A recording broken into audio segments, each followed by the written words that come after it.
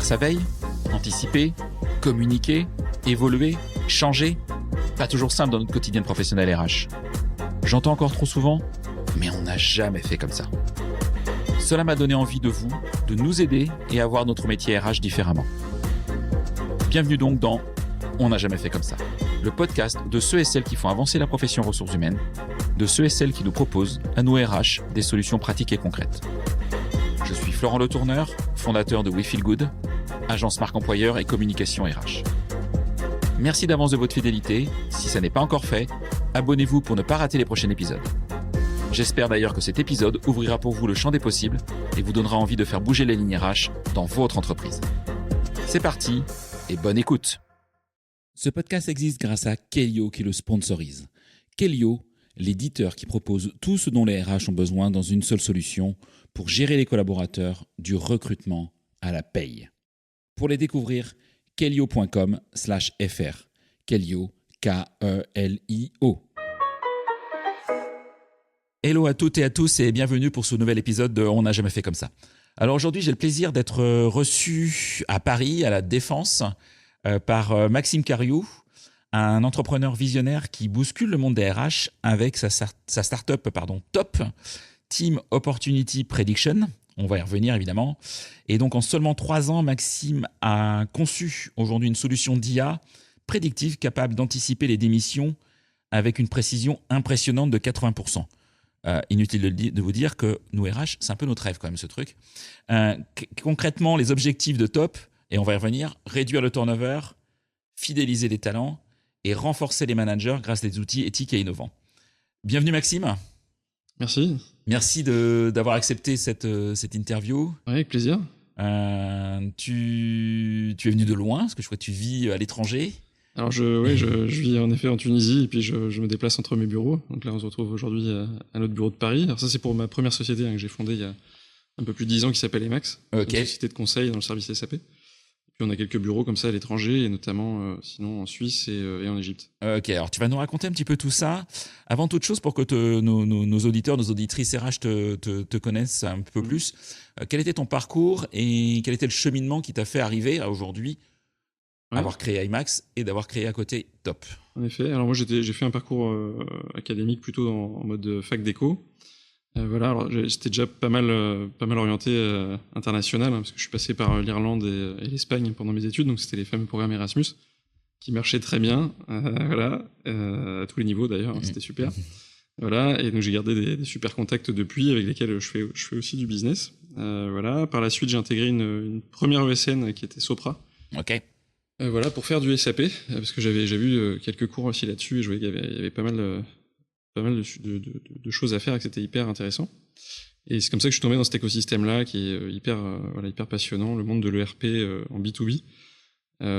Voilà, après je suis passé par Accenture, j'ai créé ma boîte en 2014 et depuis je m'y trouve toujours avec quasiment la plupart de mes premiers managers. Et pourquoi avoir créé ta boîte ? Qu'est-ce qui t'a fait quitter le monde des concepts de grandes sociétés pour créer ta... Ça, c'était prévu avant d'intégrer les grandes sociétés. Ah ouais, dans ta tête, c'était oui, un objectif. J'avais intégré les grandes sociétés pour capter les best practices et faire tout ça, mais c'était très clair dès le début parce que j'avais côtoyé quelques entrepreneurs pendant mes études, etc. Et puis du coup, c'était ça et pas autre chose, c'était pas possible. Je suis fait pour l'entrepreneuriat, quoi. Ok. Voilà. Et puis après, donc ça continue à se développer. Là, c'est 200 collaborateurs. Avec un groupe d'actionnaires qui nous accompagne depuis quelques années. Donc une croissance continue, et puis un nouveau-né qui est arrivé là, il y a 3 ans, qui s'appelle Top, qui est le sujet du jour, qui est de l'IA RH, donc un sujet un peu atypique, du moins assez neuf encore, qu'on amène sur le marché français, avec tout ce qui va avec, donc on va parler après de RGPD et des Act, etc., parce que ça c'est pas une mince affaire, et un produit qui continue à se développer, qui se simplifie, qui évolue beaucoup en ce moment. Ok. Alors, qu'est-ce qui a fait que tu t'es intéressé à l'IA RH? Parce que c'était dans le monde des SAP. Ouais. Bon, il y a SAP RH. Ouais, effectivement, il y a des briques RH, mais... Il y a une brique RH de SAP qui est assez sympa, qui s'appelle SuccessFactors, mais qui est vraiment pour le SIRH, quoi. Ouais. Et ça vient pas de là. Moi, j'avais mis en place une dynamique d'innovation dans ma boîte où j'avais convié mes collaborateurs, en fait, à me proposer des idées pour développer de l'innovation dans la société, mais c'était il y a 5 ans de ça. Et puis donc c'est un programme qui continue, Et il y a un de mes managers qui est venu vers moi, qui avait fait sa carrière au Canada et qui m'a dit tiens Maxime, il y a ça qui a commencé à sortir sur le marché, c'est cette approche de détection des collaborateurs démissionnaires par l'IA.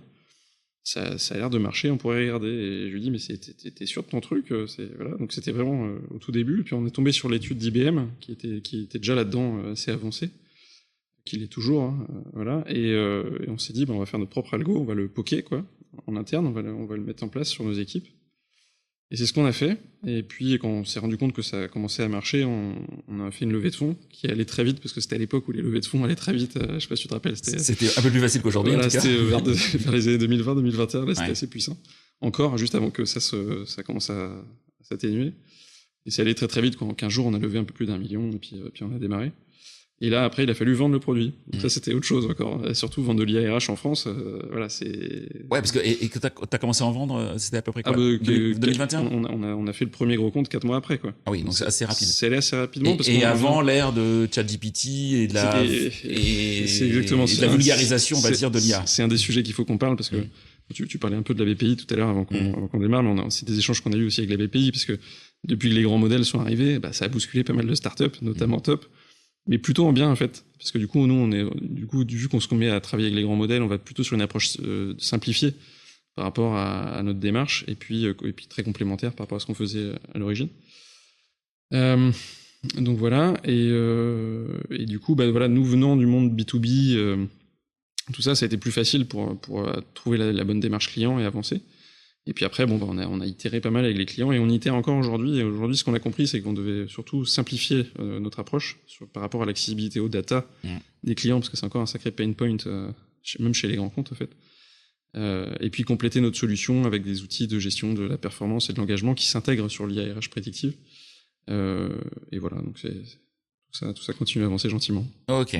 Alors, justement, est-ce que tu peux nous expliquer concrètement ce que propose Top aujourd'hui? Ça peut-être probablement évolué d'ailleurs en 3-4 ans. Et tu vois, je l'ai un peu dit en intro, mais quel bouleversement tu peux apporter à la profession RH en fait? Ouais, alors ce qu'on fait, c'est qu'on détecte les collaborateurs démissionnaires, donc avant qu'ils démissionnent justement, et on travaille, originellement parlant, en fait, on travaille sur l'historique de data des clients, donc en moyenne 3 ans d'historique RH. Donc ça a été aussi un peu une contrainte au début, c'est-à-dire qu'on s'est dit du coup on va faire qu'on travaille que pour les grands comptes, plutôt que pour les petites moyennes entreprises, voire certaines ETI, qui constituent comme le gros du marché français. Donc là, pareil, on s'est reposé certaines questions. Donc on détecte les collaborateurs démissionnaires. Donc clairement, on travaille au profil près, donc justement en couvrant les enjeux RGPD, on pourra en reparler tout à l'heure, et Act aussi. Et puis on propose justement, en partant de ce postulat-là, des actions préventives, correctives et des rituels managers sur la base justement des risques qui ont été identifiés sur chacun des collaborateurs. Et après, on a des déclinaisons, on a des vues par équipe, on a des vues d'analyse KPI poussées, etc. Et on suit la performance du niveau de prédiction de l'algorithme de mois en mois, puisqu'on recharge les données tous les mois. Et on complète maintenant la solution avec des données qui concernent plus les interactions humaines pour venir renforcer encore plus l'algorithme et les traitements. Ok. Alors tes datas, elles viennent d'où et comment fonctionne l'algo en fait? Les datas, en fait, elles viennent des SIRH des clients. Voilà, donc typiquement, on est déjà sur le store SAP, SuccessFactors, sur ADP Store. On a vocation à s'intégrer après sur les autres SIRH. Avec des API, quoi, en fait. Avec des API, oui, voilà. Et à la demande. Et en retraitant avec notre propre algorithme ces données-là, en fait, on arrive à restituer justement des niveaux de risque par collaborateur et à les amener au RH. Mais il y a des vraies contraintes, notamment sur les données, dont on parlait tout à l'heure. Et c'est ça aujourd'hui qu'on est en train de chercher à simplifier encore plus. Comment est-ce qu'on peut amener notre traitement algorithmique de la manière encore la plus simple, en s'affranchissant un maximum des données quelque part qui émanent de chez nos clients, ou du moins en fait, qu'on demande moins de données à nos clients pour simplifier l'approche. Et simplifier encore plus la solution, puisque en fait, arriver avec des vues un peu Star Trek comme ça sur les RH, parfois c'est très compliqué à expliquer, et on va pas leur expliquer. Typiquement, en fait, on peut pas expliquer un traitement algorithmique en IA comme ça. Et puis il faut avoir une logique IA, donc il faut former les gens aussi et tout ça. Et on est tombé face à ça quand même. On est tombé sur certaines RH justement qui ne pouvaient pas comprendre parce qu'elles n'étaient pas formées. Donc on a fait en sorte de les former, et puis c'était trop, quoi. Donc là, on est vraiment en train de simplifier tout ça pour amener une solution plus pratique pour les RH, et puis surtout qui vient se compléter avec des volets de gestion de la performance et de l'engagement. Tout ça sur base de LLM, de grands modèles. et donc beaucoup plus interactif aussi. Donc c'est ça.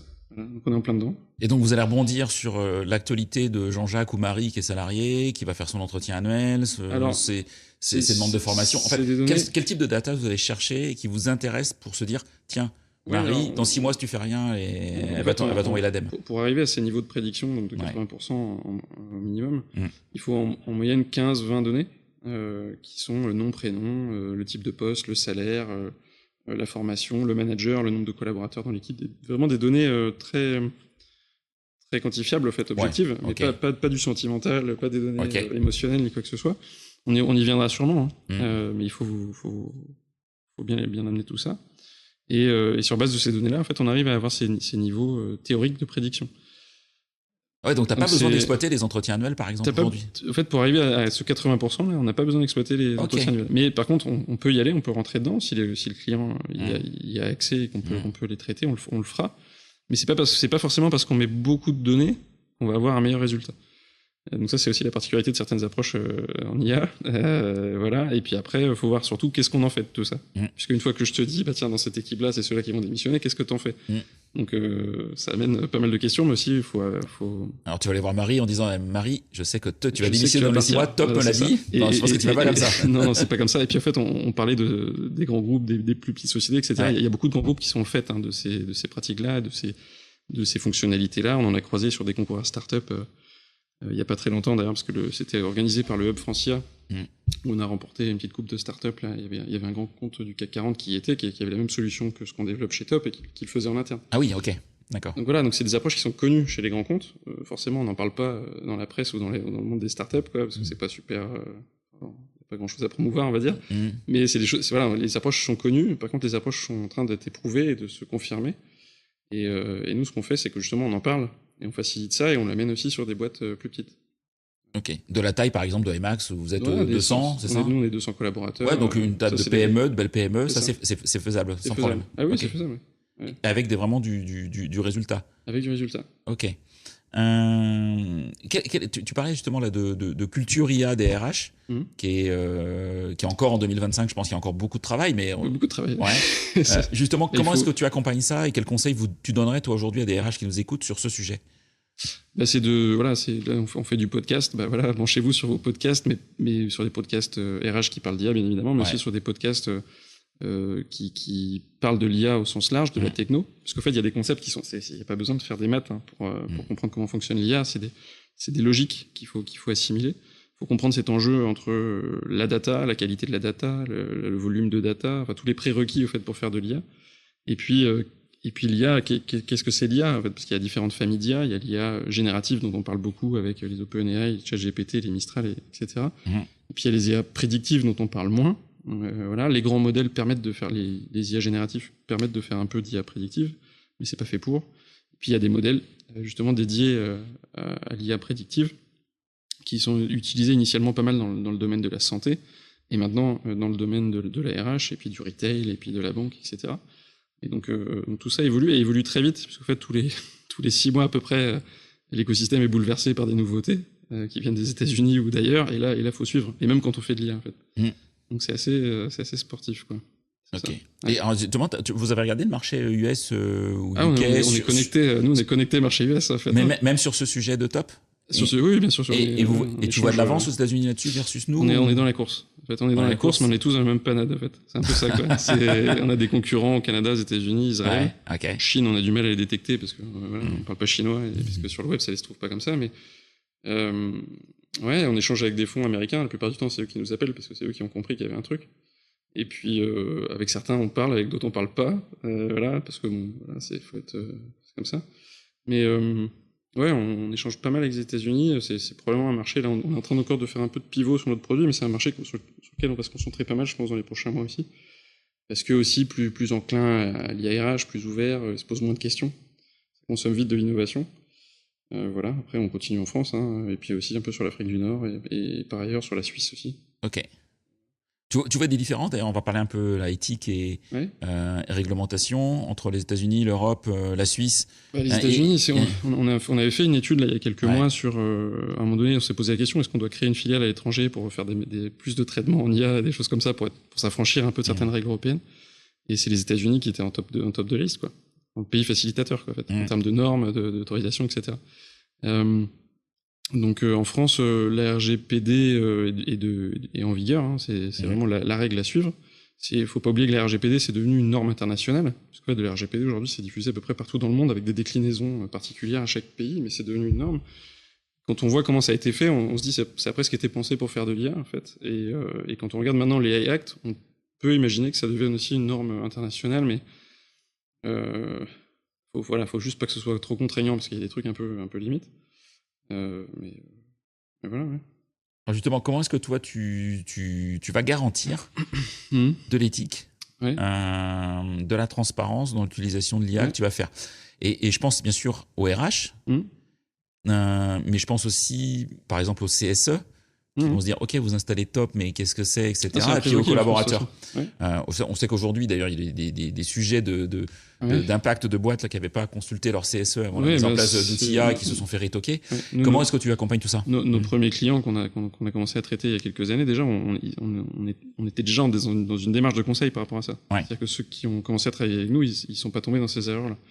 Parce qu'en fait, on avait, nous, conçu notre SaaS avec un cabinet d'avocats accompagnateurs aussi, et quand on adresse nos clients, on leur explique bien, attention, on avance avec vous, mais il va falloir faire une présentation au CSE, et c'est comme ça qu'on va bien mettre en place la solution chez vous, et qu'on va bien la dérouler, quoi. Et donc on parlait de prérequis, de comment est-ce qu'on met en place ces solutions-là. Donc en effet, il y a un aspect consultatif au niveau du CSE. Informatif, consultatif, c'est pas super clair, mais faut au moins l'informer dans une séance tenante. Et voilà. C'est le minimum. C'est le minimum, c'est d'informer. Voilà, c'est ça. Consulter, c'est mieux, mais il y a toujours voilà. Voilà. Et puis après, comment est-ce qu'on met bien, voilà, comment est-ce qu'on conçoit bien ces solutions, comment est-ce qu'on les met bien en place? La base, c'est la RGPD, donc on traite que des données RGPD. On sort jamais du cadre RGPD parce que sinon c'est raide tout de suite. Et puis après on rentre dans le volet plutôt AI Act, donc au-delà de tout ce qui est prérequis autour de la norme RGPD, hein, mais ce qui est hyper intéressant, c'est d'évoquer les AI Act qui est en train d'arriver en ce moment même. Et là justement notre solution, on l'a rendue auditable.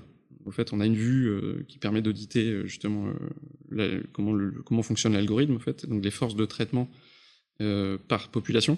En fait, donc on est capable de te dire, regarde, l'algo, il allait travailler comme ça sur les hommes plutôt, et comme ça sur les femmes, ou comme ça sur un certain type de poste ou d'autres. Donc ça fait partie justement des normes qui sont demandées par les AI Act. Après, on peut ouvrir le capot. Voilà, il faut expliquer sur quelles données on entraîne aussi notre algo. Faut normer, certifier notre algorithme avec la norme CE. Ça arrive d'ici 2026. Donc tous les éditeurs de solutions IRH vont devoir avoir le stamp norme CE sur leur solution. Et puis se rendre disponible quand il y aura des audits du SIA, du service de l'IA qui est rattaché à la CNIL, quoi. Donc il y a quand même pas mal de choses, tu vois, qui se mettent en place. Ce qui veut dire que côté client, il faut avoir un minimum d'équipe là-dessus, ou vous accompagnez vous sur ces sujets? Nous on accompagne. Après ça dépend forcément de la taille. Parce que je pense à une PME de 200, tu vois, elle a peut-être un RSSI éventuellement, etc. Mais elle n'est peut-être pas structurée forcément de manière importante. Nous on arrive déjà avec notre démarche d'accompagnement, des liasses documentaires qu'on met à disposition. On explique tout ça, et puis après on est en contact constant, donc ça, il n'y a pas de souci. Ouais, parce que vous avez un travail encore, entre guillemets, d'évangélisation, d'aide, qui est énorme, quoi. C'est versus, je sais pas, un outil de paye, par exemple. C'est un peu la norme d'avoir un outil de paye. C'est ça. Et puis notre solution, jusqu'à présent, elle n'était pas en plug and play, c'est-à-dire qu'on arrivait, on faisait des workshops sur les data, etc., etc. Et là, justement, avec la nouvelle version de Top, là, ça va être les clients vont pouvoir ouvrir la solution directement et la lancer directement sans qu'on mette en place trop d'ateliers, quoi. Ok. Et c'est quoi les limites de l'IA que tu vois aujourd'hui avec ta connaissance actuelle de cet univers dans le monde des RH? Les limites, franchement, il y a un manque de formation, quoi. En fait. Franchement, soit les attentes sont trop fortes, soit on ne sait pas de quoi on parle. Donc c'est compliqué, quoi. Surtout pour un vendeur. Après, ça fait des discussions hyper intéressantes, hyper enrichissantes, mais ça fait aussi certaines déconvenues. Donc vraiment, il y a un fort besoin de formation. Je pense qu'il faut vraiment maintenant que les facs en RH vraiment se dotent de formation en IA. C'est clair. C'est hyper important. Et tu vois, pour rebondir, je me permets de rebondir parce que c'est un sujet hyper important. Je pourrais conseiller aux auditeurs, aux auditrices, et on pourra en parler d'ailleurs, le podcast RH et IA qu'a lancé Lobna Kaleja, qui s'appelle Besoin de rien en Vidia, qui est vraiment spécialisé. Et secondo, il y a Youno, je ne sais pas si tu connais Youno, UNOW, qui a lancé un MOOC IARH gratuit, Mhm. et qui en lance un deuxième, je sais plus trop quand, je sais pas quand on va publier, mais courant juin, je crois. Ouais. Et je pense que, enfin, pour l'avoir suivi, je pense que c'est clé Mhm. aujourd'hui de se dire, je vais consacrer du temps en tant que RH, d'y passer 20 heures, 30 heures à avoir le premier niveau. Alors, on va pas devenir expert IA et ingénieur en IA, mais en tout cas d'avoir le premier niveau, en tout cas. En fait, c'est ça, il n'y a pas besoin de trop pousser la formation, il faut démarrer simplement, en fait. Moi, c'est ce que je dis toujours maintenant à nos clients ou à nos partenaires, démarrons plus simplement, en fait. Ouais. Donc voilà, si vous voulez commencer par travailler avec des grands modèles, on peut commencer à travailler plutôt avec une approche grand modèle, et puis après, si vous voulez vraiment pousser la logique tout de suite en mettant plus d'efforts, bah là, on peut intégrer avec un maximum de data, et voilà, mais ça prendra un peu plus de temps. Donc, et le mieux, franchement, c'est d'y aller vraiment step by step, et c'est comme ça que l'innovation rend le mieux, en fait. Enfin, quelle que soit la techno, quoi. Ok. Dans ton outil, bien sûr, j'imagine vous luttez contre les biais de l'IA. Comment est-ce que vous les biais, ils sont dans la data déjà. Ouais, donc, alors justement, vous la nettoyez ces data? Comment vous faites derrière? Si vous vous rendez compte, la data est pas hyper propre, est pas top. Non, mais au fait, nous on travaille avec, par exemple, si on imagine de travailler sur une équipe en particulier dans une société, on est obligé de travailler avec les données de la société qui sont potentiellement biaisées, parce que généralement les biais, ils émanent tout d'abord des recrutements, parce qu'on va avoir certaines habitudes sur les recrutements. Qu'on le veuille ou pas, parce que ça fait partie de notre éducation, de la société dans laquelle on vit, etc. Donc, à moins qu'on aille aux États-Unis et qu'on soit forcé à recruter en fonction d'autres paramètres, et c'est encore en train de changer. Mais donc voilà, donc les biais sont dans les datas. Donc déjà on part de ce principe-là. Donc quand on les traite, on permet d'afficher des choses aussi. Parfois on s'en rend pas compte. Et puis après, ce qu'il faut pas faire aussi du moins il faut éviter de le faire, c'est quand on développe de l'IA, c'est de mettre aussi des biais dans le code. Parce que généralement, il y a quand même beaucoup de mecs qui développent plus que les nanas. Et là, c'est ta responsabilité, toi, tes équipes. Bah ouais, alors nous déjà, dans ma première boîte, chez Emacs, il y a 50% d'hommes, 50% de femmes. On a un bon indice. Égalité homme-femme. Égalité homme-femme, etc. Ouais. Donc, on a ces valeurs-là et on fait en sorte que ça se passe bien. Mais il faut savoir que quand on réfléchit sur ces sujets-là, il y a ça aussi à regarder. Et puis après, on a justement cette vue de traitement éthique de l'algo dans Top, où on permet de montrer les forces de traitement par population, etc. Donc c'est plutôt de la supervision et des mécanismes que tu mets en place comme ça pour éviter de tomber dans les travers. Ok. Alors je vais venir sur un concept que tu parles de manager augmenté. Ouais. C'est quoi pour toi le manager augmenté? Parce qu'on a commencé à parler Top, c'est venu de là en fait. Ouais. Parce que j'ai encore toujours des managers assez jeunes qui managent beaucoup d'équipes, parfois qui ont trop de collaborateurs à manager. Donc il y a la fameuse règle un manager pour 6-7 collaborateurs. Moi, j'en ai qui se retrouvaient avec 10-12 collaborateurs, quoi. Donc, ça commence vite à être tendu. Et puis, je voyais qu'il y avait de plus en plus de data autour d'eux, qu'il y avait des choses à assimiler, à agréger en automatique. Donc, c'est vraiment parti de là, de cet échange avec un de mes managers qui avait fait une partie de sa carrière au Canada, qui avait vu des solutions comme ça émerger. Et je me suis dit, mais non, mais c'est ça, quoi. C'est évident, c'est ce truc qu'il faut faire, quoi. Et du coup, comme je te le disais, on a poké, on a développé, il y a eu une levée de fonds et on a continué à accélérer comme ça. Et on est encore en train d'amener des solutions, pareil, plus intelligibles, plus simplifiées pour les RH, mais pour les managers aussi, parce qu'en fait, on a des vues qu'on met à disposition des managers avec des alertes. On leur dit, attention, par exemple, ce mois-ci, tu as ce top 3 des collaborateurs qui sont le plus à risque dans ton équipe, donc on t'invite à les traiter et à amener telles et telles actions sur eux pour les retenir. Donc c'est comme ça qu'on a imaginé l'outil, qu'on continue à le développer. Et on propose aussi des actions, des rituels, en fait, sur base des risques, que les managers peuvent valider, décliner, modifier. Par exemple, ça peut être, tu prends quelques exemples comme ça. Alors là, c'est pareil, on n'a pas réinventé la poudre au niveau de la RH ou du management, parce qu'on n'est pas spécialiste du domaine à l'origine, pour parler franchement. Mais donc, c'est des actions best practice qu'on peut avoir dans tous les cours de RH ou de management, quoi. Fais-toi un point one-to-one à telle échéance. Malgré tout, il y a peut-être une augmentation à faire parce que le marché a évolué. Alors, on a aussi des analyses en automatique des niveaux de salaire sur le marché par rapport aux grilles salariales de la boîte. Ouais. Donc, on peut dire, attention, sur ce mois-ci, ton collab, il est en trop fort décalage par rapport au marché parce que le marché a bougé. Donc là, il faut faire une petite augmentation maintenant ou dans 3 mois. C'est vos propres grilles que vous avez ou vous travaillez avec Figures, par exemple, qui est un spécialiste de la rému ou d'autres? Il faut savoir que maintenant, les grands modèles permettent de faire les traitements automatisés. Donc, et on s'intègre comme ça aussi. Et après, on fait des alliages de grands modèles aussi. Enfin, il y a des trucs assez techniques comme ça. Et ça se fait bien. Et donc, ça, c'est pareil, c'est un constat. Il y a pas mal de PME aussi qui n'ont pas le temps de se retourner par rapport aux évolutions salariales du marché. C'est beaucoup arrivé pendant le Covid. On se retourne 6 mois après, on se dit, putain, merde, j'aurais dû les augmenter, mais trop tard. Des choses comme ça. Et ça fait partie des paramètres importants à assimiler le plus tôt possible et à avoir autant au niveau manager que RH pour bouger. Après, c'est pas qu'une histoire de salaire, hein, bien évidemment. Surtout sur les nouvelles générations, c'est plus une histoire de reconnaissance et de rituels et tout ça, mais bon, ça joue. Voilà. Donc vous allez sur tous ces terrains de jeu pour guider le manager. Donc moi, en tant que CG Top, on va dire que le RH a une vue globale de son entreprise ou de son équipe RH. On va dire le HRBP ou le RH. Voilà. Et le manager, lui, a sa propre vue. Et le manager a sa vue, sa propre vue. Le collab, lui, n'a pas de vue, par contre. Le collab, il a une vue pour répondre au questionnaire satisfaction, la gestion de l'engagement. On lui propose aussi d'enrichir ses propres data pour être justement acteur aussi de cette démarche d'IA dans l'entreprise. Parce qu'on a remarqué qu'il y a pas mal d'entreprises qui n'ont pas accès à toutes les datas fraîches sur les collabs ou à des changements de situation. Donc on lui met une petite vue comme ça pour lui proposer de participer un peu plus à la démarche, pour bénéficier d'un meilleur traitement. Et voilà, c'est les principales vues auxquelles le collaborateur a accès. Tu penses par exemple, je sais pas, des données, de situation familiale par exemple. Ouais, situation familiale. Enfant, conjoint, des choses machin. comme ça, où j'ai déménagé. Le temps de trajet domicile-travail, ça on l'a intégré sur certaines boîtes de conseil. Parce que ça joue, des choses comme ça. Là, on a eu un client dans l'industrie qui nous disait est-ce que vous pouvez intégrer, par exemple, le fait que dans une de mes usines, j'ai un restaurant d'entreprise, dans l'autre non, des choses comme ça. Donc ça change un peu en fonction des domaines aussi. Même si on travaille plutôt dans le monde de l'ingénierie, service, banque, assurance, pas mal. Donc, Alors pourquoi vous travaillez plus avec eux ? C'était tes premiers clients historiques ou est-ce que chez eux, tu penses qu'il y a un risque d'émission qui est plus important et donc pour vous, c'est une cible à être traitée en priorité? Ouais, alors les banques assurances sont pas mal concernées par le turnover. Beaucoup de concurrence entre eux, en fait. Comme dans les boîtes de conseil d'ingénierie. Mais on a eu une assurance qui avait un taux de turnover. C'était une branche d'une assurance qui avait un taux de turnover entre 0 et 5%, donc il y avait vraiment pas grand-chose. Ouais, non, ça va. Mais ils étaient dans ce fine-tuning parce que sur des postes d'actuariat, donc des postes hyper sélects, sur des métiers très recherchés, très rares. Donc il fallait les traiter, quoi. Ok.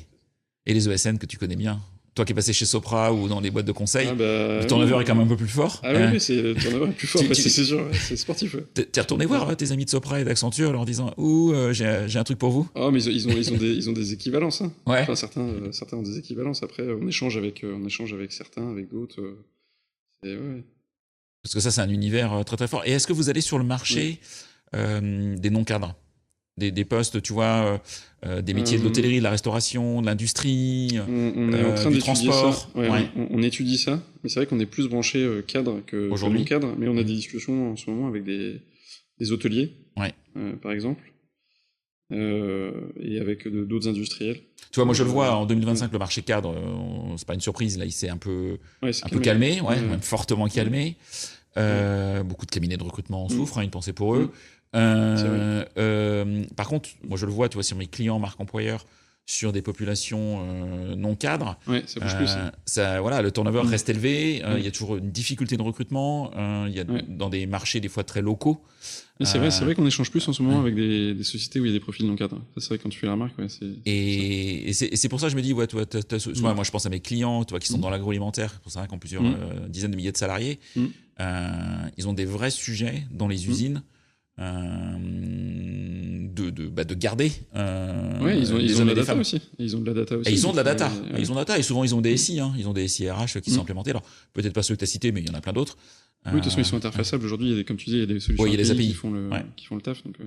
Donc c'est pour ça que je me dis, tu vois, il y a quelque chose effectivement en termes de secteur d'activité qui est extrêmement large.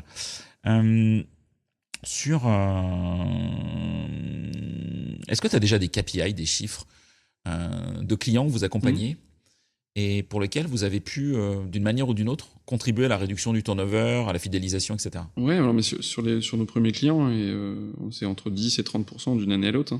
De baisse sur le taux de turnover. De baisse de turnover. Du taux de turnover, oui. Ouais, ok. Mais c'est là justement où il y a l'enjeu, c'est ce que je te disais tout à l'heure en introduction, c'est une fois que tu as les métriques de risque, les collaborateurs clairement identifiés, qu'est-ce que tu en fais?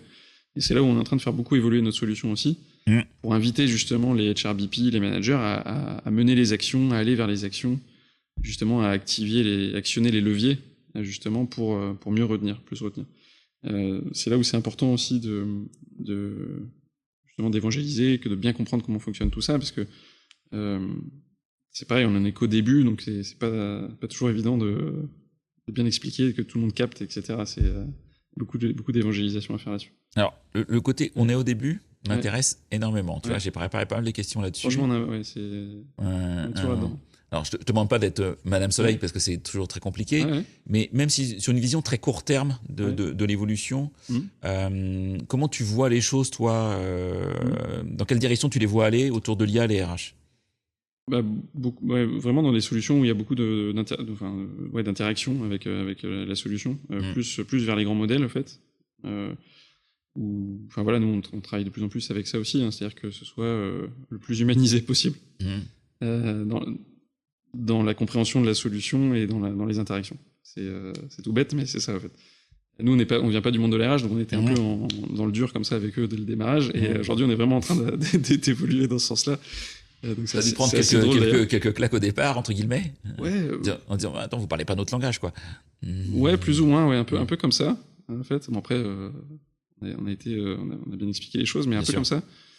Un peu comme ça. Et puis après, de toute façon, c'est ce qu'on remarque aussi, nos concurrents à l'international, on est à peu près dans le même, au même stade d'évolution. On a des approches qui diffèrent. On n'a pas tous les mêmes approches. Il y en a qui travaillent plus sur le big data IA, tu vois, donc les grandes bases de CV, les choses comme ça, avec des éléments de comparaison. Il y en a qui travaillent plus avec des data clients. Il y en a qui arrivent avec des approches complémentaires. Donc voilà, et puis après, que le meilleur gagne, quoi. C'est un peu ça. Mais et quand je te dis que c'est le début, on sent qu'on est un peu qu'il n'y a pas beaucoup de monde dessus, que c'est assez neuf, et quand il y a beaucoup d'évangélisation à faire, ça veut dire que voilà, c'est clair que c'est le marché qui se met en place, quoi. Voilà. Alors, être dans les premiers, c'est top, mais en même temps, il faut convaincre quand tu fais de la start-up, c'est pas forcément top, je pense pas. Il faut convaincre aussi. Il faut convaincre aussi. C'est plus facile d'aller dans le fameux océan rouge, là, quand on parle de start-up, que dans l'océan bleu, mais par contre, c'est passionnant, quoi. C'est vrai que les échanges qu'on a eus avec certaines RH de grands groupes ou avec des gens des institutions, ministère du Travail, OCDE, GPI, on a eu des échanges avec les militaires aussi à quelques occasions à nos débuts. Enfin, c'était passionnant. Alors, j'ai un peu arrêté ces échanges-là depuis parce qu'il faut vendre maintenant. C'est ça. Mais c'est quand tu travailles un peu la prospective, quand tu parles de futur, de solutions RH, c'est énorme. Donc voilà. Alors sur quoi vous travaillez chez Top? Qu'est-ce que tu peux dire à ce micro sur les futures features de Top et les futures solutions IA que tu vas apporter à tes clients? C'est surtout de la simplification, en fait. On donne plus de sens RH à notre solution et on simplifie au maximum. C'est ce que je peux dire maintenant. Les nouvelles versions sortent dans à peu près 3 mois. Mais ça a été c'est ce qu'on a compris, là, c'est la synthèse de nos dernières années, et c'est ce qu'on est en train de faire maintenant. Donc pour la rentrée de septembre, quoi, grosso modo. Grosse maille, ça va être ça. Ça va être ça. Comment tu vois un avenir plus lointain, si tu te projettes à 5 ans sur l'IA et les RH? Est-ce que c'est des agents IA candidats qui vont parler à des agents IA collaborateurs, qui vont parler à des agents IA managers, qui vont parler à des agents IA RH, ou est-ce qu'il y aura un peu d'humain dans tout ça, et comment tu vois les choses, toi? En termes de prospective, on peut imaginer beaucoup de choses, hein. Il faut pas trop fantasmer non plus, mais il y a quand même moi je suis tombé dans le monde de l'IA parce qu'à un moment donné on a été mandaté avec ma première boîte pour faire une étude sur une des premières boîtes qui faisait de l'IA, qui travaillait avec Google, et c'est eux qui avaient détecté d'ailleurs, on peut citer le nom, c'est Instadeep, qui a été racheté par BioNTech il n'y a pas très longtemps, et c'est eux qui ont trouvé le dernier variant Delta du Covid avant qu'il sorte, quoi. Donc il y avait un peu cet enjeu, cette course-là. Donc t'imagines déjà ce qu'on fait en termes d'IA prédictive dans la santé, imaginons ce qu'on peut faire dans la RH, quoi. Donc voilà, et puis après, si on extrapole au sens large dans l'univers du travail et de la RH, oui, on peut imaginer justement qu'il y ait une bonne partie de notre travail qui soit automatisé, délégué, qu'on passe plus en mode superviseur, que les IA se parlent. On parlait avant de démarrer notre podcast des solutions de réponse automatisée aux candidatures, mais pareil dans l'autre sens. Donc le marché va se mettre en ordre comme ça, hein. C'est à peu près clair. Et puis mais ça va prendre du temps. C'est juste ça. Aujourd'hui, on est conscient de ce que ça amène. Les gens sont pas prêts à se doter de tout, mais ça va rentrer doucement, et puis ça va se mettre en place, hein, comme toutes les innovations. Par contre, c'est vrai que là, ça va être assez, ça va transformer beaucoup de choses. Ça, j'en suis persuadé.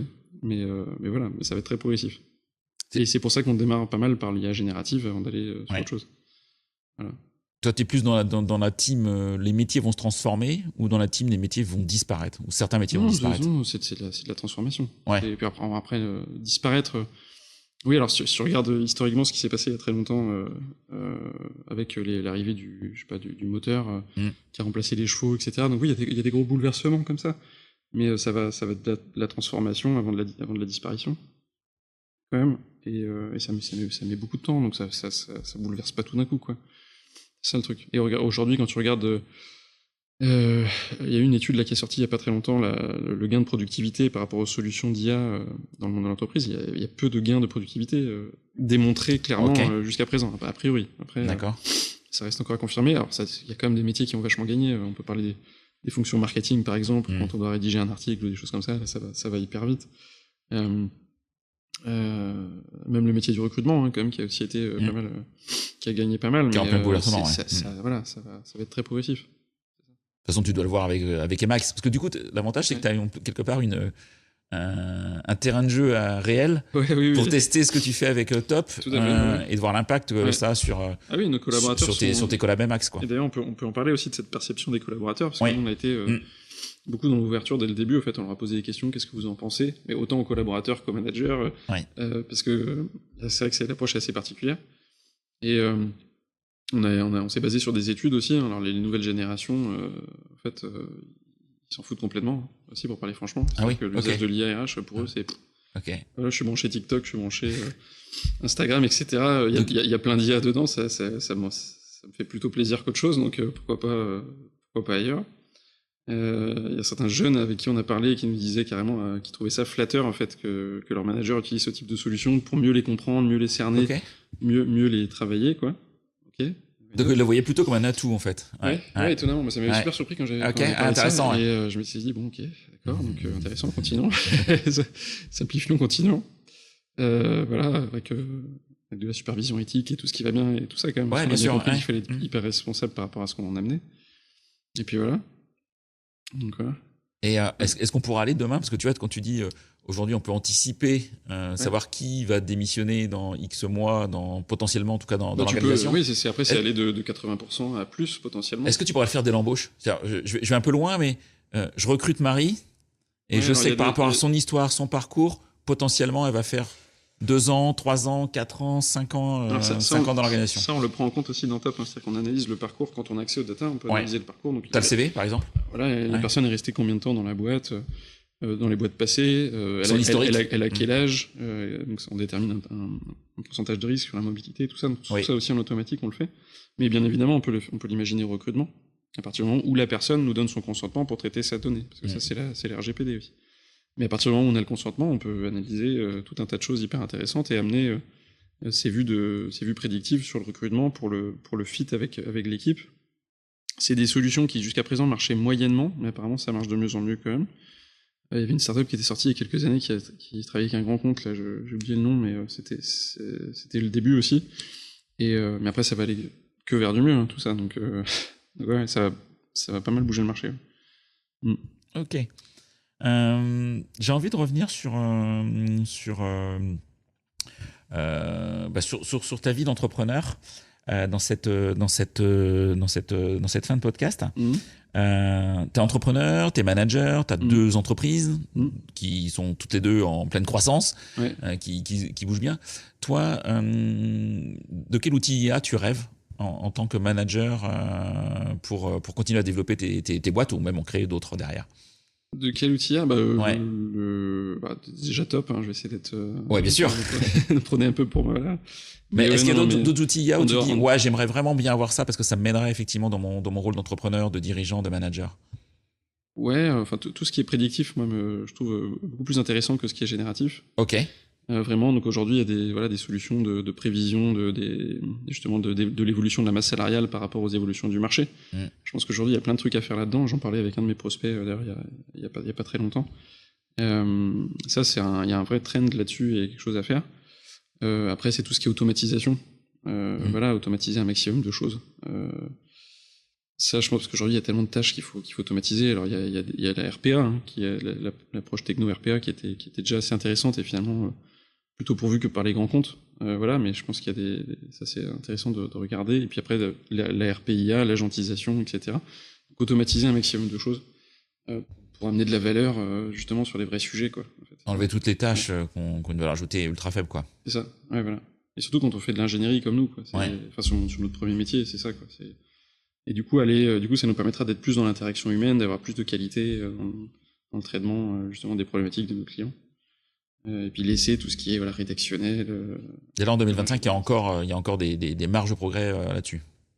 Oui, il y a des vraies marges de projet. Enfin, il y a pas mal de cabinets de conseil qui ont mis en place leur propre modèle OpenAI, enfin déclinaison d'OpenAI qui sont promptés sur leur domaine, etc. et qui mettent même à disposition de leurs clients. Et ça, c'est des approches hyper intéressantes aussi. Donc, ok. Alors, je t'avais envoyé quelques questions avant cet échange. Est-ce qu'il y a une anecdote pro que tu pourrais nous raconter, quelque chose qui t'est arrivé en tant que dirigeant, manager, avec un prospect, un candidat, un client, quelque chose que tu n'as jamais encore raconté à un micro qui pourrait intéresser nos amis RH? Il y a plein de trucs que je pourrais pas dire. Tu peux anonymiser. Surtout qu'on est en France. Ouais, tu peux anonymiser, il n'y a pas de souci. Non, je sais pas, il y a des choses qui t'ont surpris peut-être avec la fonction RH. Quand tu les as rencontrés, et aujourd'hui tu en rencontres plusieurs forcément pour ton métier. C'est tout bête en fait, mais c'est vrai que ça me surprend encore, et c'est pas forcément propre qu'à la fonction RH, mais je l'ai eu beaucoup sur la fonction RH, c'est d'avoir cette perception de l'informatique comme quelque chose de magique, quoi. C'est-à-dire c'est comme ça me dit ça, donc c'est ça. Et d'ailleurs c'est un des problèmes avec l'IA. D'ailleurs, c'est parce qu'aujourd'hui, hier quand je posais la question à Google, j'avais plein de réponses et à moi de me faire mon propre avis, de me faire mon analyse. Aujourd'hui, je pose une question, j'ai une réponse. Donc c'est pour ça que c'est intéressant d'avoir un Mistral versus un OpenAI, parce qu'à un moment donné, ça va nous poser des problèmes, surtout quand on voit la politique américaine. Enfin bref, des choses comme ça. Et ça à chaque fois, ça m'interloque parce que je me dis, mais merde, en fait, il y a tout à revoir en termes de formation et de pédagogie. Et puis c'est aussi notre rôle quand on amène les solutions, quoi. Faut vraiment qu'on explique comment tout ça fonctionne, en fait. Parce que sinon, on peut pas interagir, en fait. Donc, et pour prendre ces bonnes décisions au sol, quoi. Enfin, et pas l'outil qui décide, quoi. C'est ça, voilà. Et sur toutes les solutions d'IA, aujourd'hui, il faut se faire son propre avis, vraiment. En fait, même vis-à-vis d'un éditeur comme nous, quoi. Il faut comprendre ce qu'on met en place, faut être autocritique, faut le piloter, tout ça. Ouais, d'où l'importance pour un RH, certes, d'avoir l'outil top, mais en même temps de connaître tous les hommes, toutes les femmes qui travaillent dans les équipes dont elle a la responsabilité, et pas juste c'est ce qu'on explique aussi. La base est toujours là, en fait. Il y a une base humaine qui est toujours là, et puis nous, on va pas rentrer dans l'interaction humaine, à moins que les managers et les collaborateurs mettent les nouvelles lunettes là de Meta, et là on aura toutes les datas avec l'IA qu'on peut traiter, et super pour nous en tant que techniciens, mais peut-être pas super pour l'être humain. Entre temps, nous on a mis une solution où on traite plutôt les données historiques, les données classiques RH, les données du marché, et déjà voyons ce qu'on peut en faire de tout ça, et puis laissons à l'être humain justement ce qu'il a à traiter avec ses congénères, quoi. Ok. Est-ce qu'il y a des personnes que tu me recommanderais d'interviewer sur ce podcast, des gens qui travaillent en RH, que tu as rencontrés, alors soit comme toi qui sont founders de solutions en RH que tu trouves vraiment différenciantes, intéressantes, ou des RH que tu aimerais entendre parce que tu leur dis tiens, ces gens-là ils bougent le truc. Alors c'est des personnes avec lesquelles j'ai échangé sur la prospective de Top, justement. J'ai beaucoup travaillé la prospective au début parce que j'ai compris que j'avais mis les pieds dans un truc là, qui était assez spécial. Donc il y a Dominique Turc. Je sais pas si tu connais. C'est quelqu'un qui est un ex de McKinsey, ex de la direction monde de Manpower, etc. Donc vraiment exceptionnel. Enfin, des échanges là, tu commences à discuter. Il faudra faire un podcast de 3 heures, je pense, avec Dominique. Voilà, Yann Ferguson qui travaille au CDE GPI aussi, plutôt au sujet IA, vraiment très transverse. Ou encore Patrick Joubert, avec que j'ai rencontré il y a quelques semaines, qui est un pur start-up. Il travaille que dans la start-up et dans l'IA. D'accord. En particulier, alors lui, il est plutôt sur les solutions sales, mais hyper intéressant aussi, quoi. Les sujets. Tu fais partie d'ailleurs d'écosystèmes IA. J'essaye de contribuer le plus possible. C'est pas évident en fonction de l'emploi du temps parce que faut faire tourner les business, mais je collabore pas mal avec France IA. On fait quelques activités avec SAP aussi. Ok. Et le Lab RH auquel vous êtes rattaché aussi. Le Lab RH aussi. Après on est membre avec French Founders. Oui. Ça c'est un bon club aussi. Oui. Donc on fait des choses comme ça. Ok. Très clair. Du coup ta veille. Ça m'intéresse. C'est une question. Parce que tu as 2 boîtes, tu as un emploi du temps qui, tous les journées de 24 heures sont courtes du coup. J'organise bien tout ça. Mais comment tu gères ta veille? C'est quoi soit tes sources importantes ou ton fonctionnement en tout cas. Ouais, mes 2 outils, c'est Flipboard. Oui. Tu vois ce que c'est cette application que tu scrolles avec le pouce là, vers le haut et ça te fait des résumés d'articles en fonction des thématiques qui t'intéressent. Okay. Forcément, il y a de l'IA dedans, il y a de la RH, mais aussi les actualités mondiales un peu orientées comme ça. LinkedIn, pas mal. Oui. Même si j'ai entendu dire que c'était pas forcément une des meilleures sources, voilà, parce que voilà, mais ouais. Et puis beaucoup de podcasts, hein, franchement, j'en bouffe. C'est vrai. Beaucoup, en voiture ou quand je fais du sport ou le week-end. Ça. C'est quoi les 2-3 podcasts français ou américains que tu aimes écouter? Là, il y a le tien déjà. Hein. Oh, c'est gentil. C'est normal. Il y a des GDIY. Ouais, ok. Voilà, et il y en a un que je trouve super en ce moment, c'est Guillaume Moubèche. Oui. Qui a compris beaucoup de choses dans le monde du SaaS, qui s'est battu, on a dit, comme un diable avec les bonnes bases, en fait, ce qu'il faut faire. Et hyper intéressant aussi qu'il y ait des gens qui partagent beaucoup. C'est vraiment l'avantage du podcast, c'est ce que j'aime faire aussi là. C'est quelque chose qu'on faisait peu en France, je trouve, ces dernières années. C'est assez récent par rapport aux Américains, là, c'est assez récent. Ouais, voilà, c'est ça. Ouais. Et moi, j'aime le faire dans des podcasts. J'aime partager aussi avec d'autres boîtes, d'autres startups et tout ça, qui font partie de mon écosystème. Je pense que c'est hyper important. C'est comme ça qu'on construit des écosystèmes plus forts et qu'on fait des boîtes plus belles aussi. Ok. Donc c'est ça. Ok. Bah écoute, un grand merci pour ton temps, Maxime, pour ta disponibilité, pour ton éclairage aussi sur ces sujets d'IRH et quelque part la prise de conscience que c'est pas demain, que c'est maintenant et qu'on peut dès maintenant aller sur un terrain de jeu qui moi me surprend toujours de me dire on peut prévoir qui va démissionner dans quelques semaines, dans quelques mois dans ton organisation. Et ça, il y a déjà des outils qui peuvent te le déterminer. Et je pense que là, tu résous c'est même un rêve RH, quoi. C'est un rêve RH, ouais. Après, il faut voir ce qu'on en fait et puis comment on le gère dans la boîte derrière ensuite. C'est ça. Ouais. Ok. Un grand merci, Maxime. Avec plaisir, merci aussi. Merci, à bientôt. À bientôt. C'est terminé pour ce bel épisode. Merci de l'avoir suivi en entier. Pour ne pas rater le prochain, d'ailleurs je prépare plein de chouettes entretiens pour ces prochaines semaines, abonnez-vous à On n'a jamais fait comme ça. C'est le bouton Suivre sur Apple Podcast ou s'abonner simplement sur Spotify. N'hésitez pas également à mettre 5 étoiles si vous avez apprécié ce podcast et à me contacter via LinkedIn pour tout commentaire ou toute suggestion d'invité. À bientôt!